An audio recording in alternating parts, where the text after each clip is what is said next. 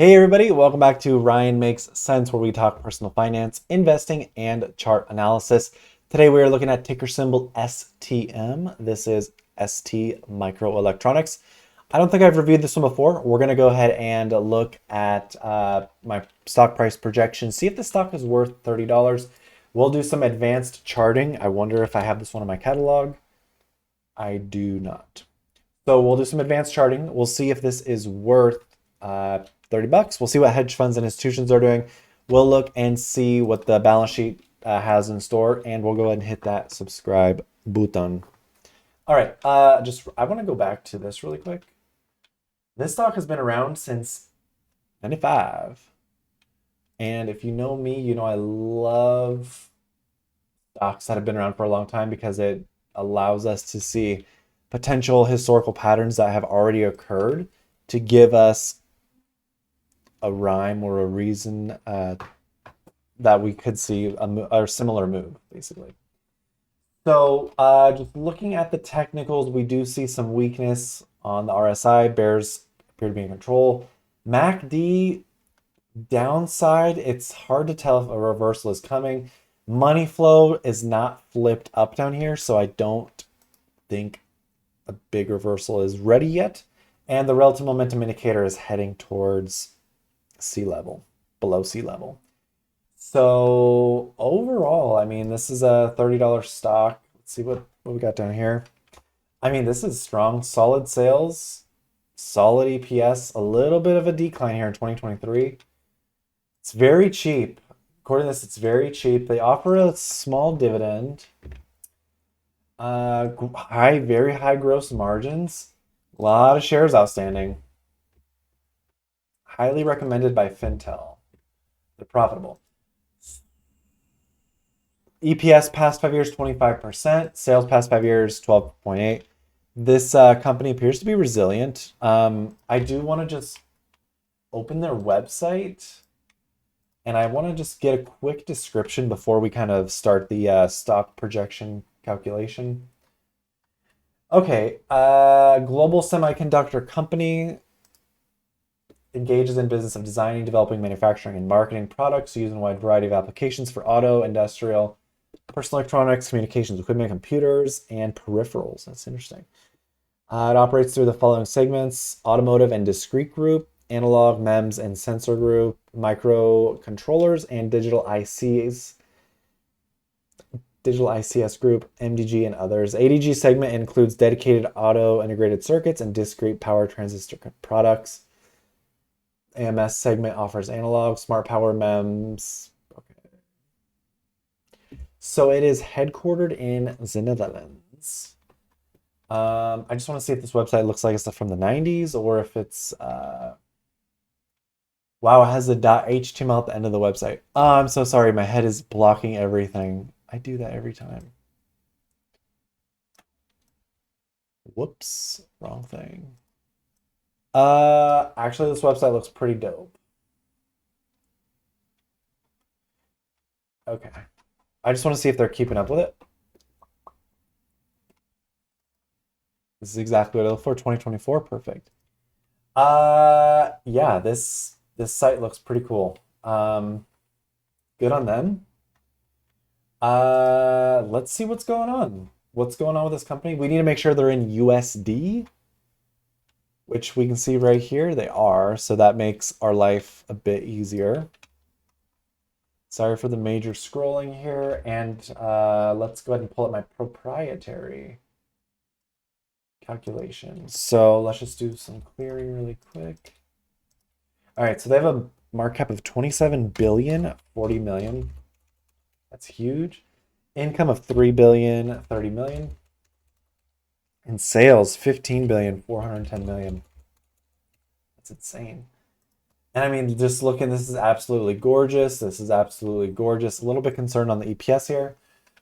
So we have that information. Let's go down to our cash and debt. All right. They have a lot of cash, 6 billion in cash. Excuse me. Okay, get out of here. Get out of here. 6 billion 285 million. And debt, $2,850,000,000. All right. Let's just take a quick peek here. Total assets 24.9 billion. Total liabilities 7.7 billion. Assets dwarf liabilities over 3 to 1. So every liability they have three assets. That is beautiful.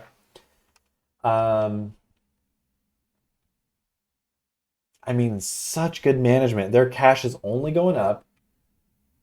Assets, I mean, over the last 3 quarters going up.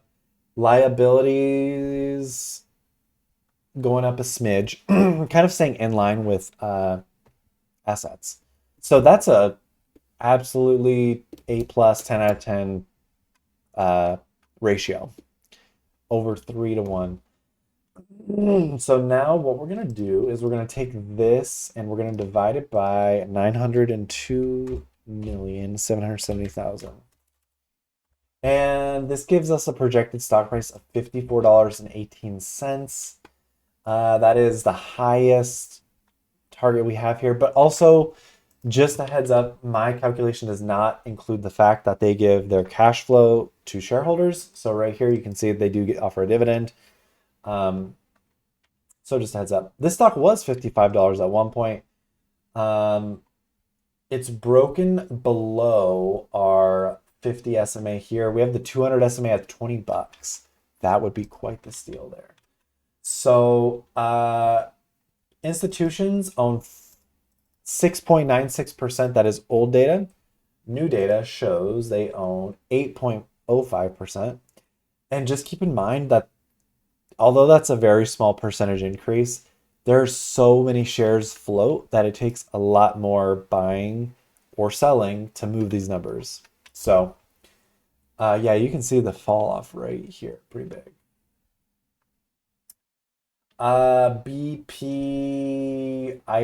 BPI France added 1.47%.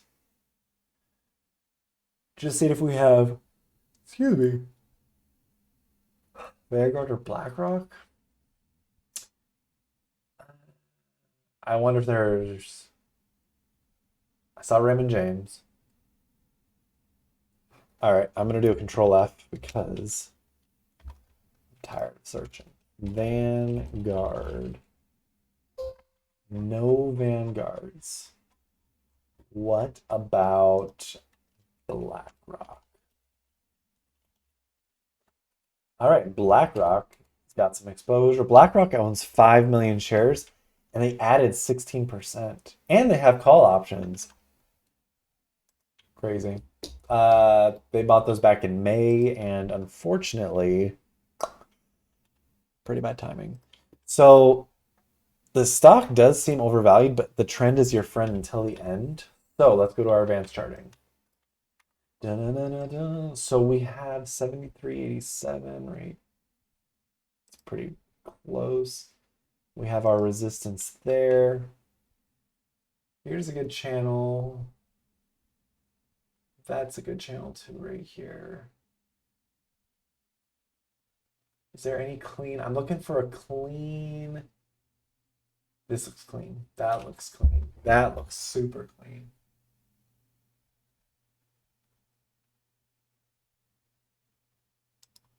We're doing it.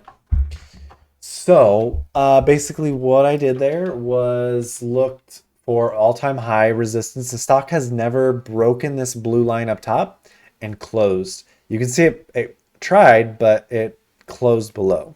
So the stock has never closed above this line.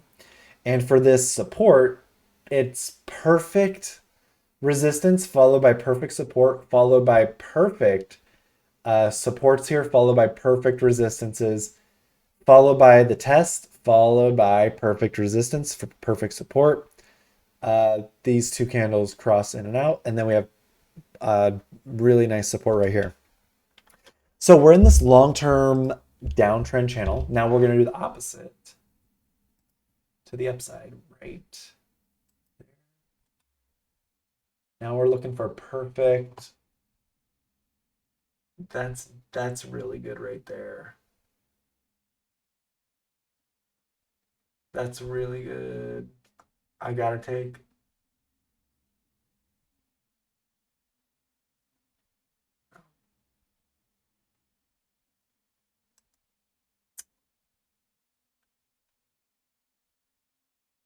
So close.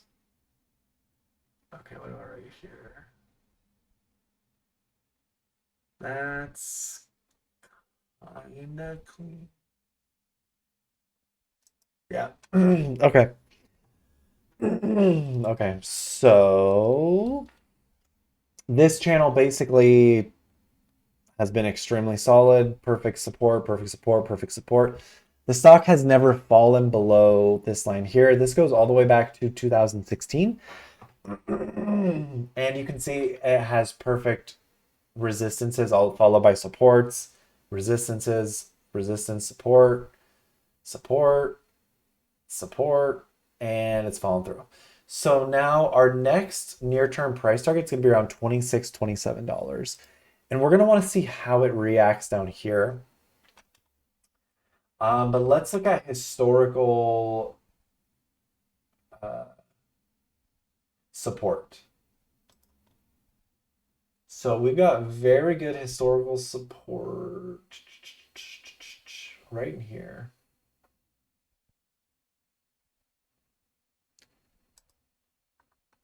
Oh, geez, come on. So right there, but also right there. All right. So $27, $25. We'll see how it works. I want to check something here and it's going to freeze momentarily. All right, so I wanted to check the yearly momentum to see if there was a potential reversal in the cards on a yearly basis, because that could be a little bit of a tell for us if the stock was actually ready to reverse. So let me expand here. We can see on the yearly, the stock is actually ready to come down. We almost have a cup and handle. You can see left side of the cup, right side of the cup. We're going to have to see how this stock reacts to, again, our supports here. But on the yearly, it looks like our momentum is heading downward. So those are the three main areas in terms of support and resistance. And then we have one all the way down at $13.98, which is quite a bit of a reduction in price from here. So this is definitely going to be a sit on the sidelines type of stock. However, they are crushing it. And if you were to have strong feelings that if the stock reversed without you in it, maybe you should consider dollar cost averaging into it to have some exposure. So that's all I got for you guys. It's a high growth stock. We got insiders and institutions. Sorry, we have institutions and hedge funds buying. They do pay a small dividend. They're undervalued on terms of PE metrics. So that's all I've got. Consider subscribing, leave a comment, thumbs up, thumbs down, and have a great day.